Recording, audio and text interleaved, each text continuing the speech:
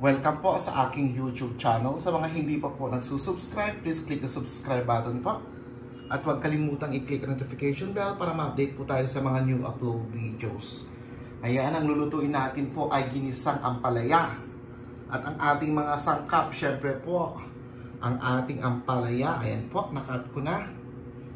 Ayan po ang ating kamatis, ang ating sibuyas, ang ating bawang, ang ating itlog at syempre po ang ating Himalayan salt at ang ating magic sarap. Yan po ang ating mga sangkap sa ating lulutuing ginisang ampalaya. Ayan po. Inuna ko po ang ating bawang. Igisa lang po natin. Isusunod natin ang ating sibuyas.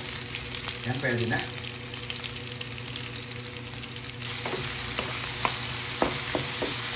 Ayan na po, nilagay ko na rin po ang ating sibuyas. Igisa natin together with our bawang. Ayan po. Palambutin ko lang po itong sibuyas. Isusunod ko na po ang ating kamatis. Ayan po.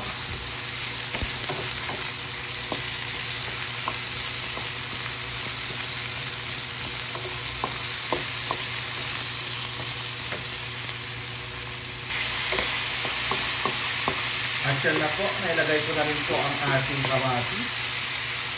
Ayan.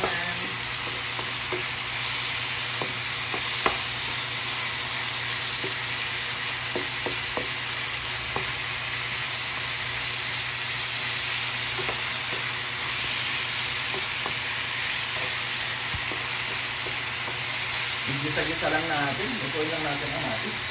Lalagyan ko na po siya ng magic sarap at konting asin.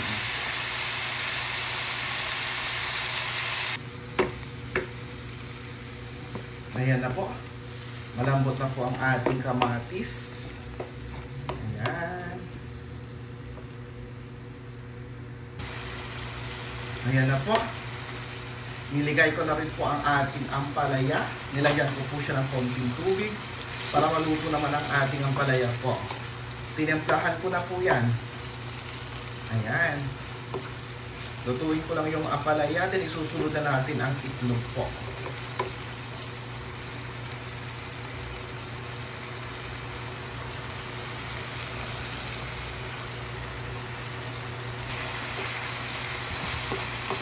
At yan na po, ihahalo ko na po ang ating itlog.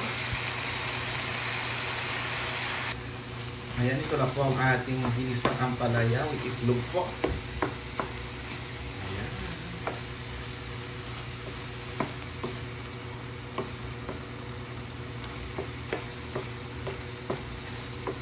Kakainan na po tayo. Huwag niyong masyadong lutuin kasi papait. Ayan. Kainan na!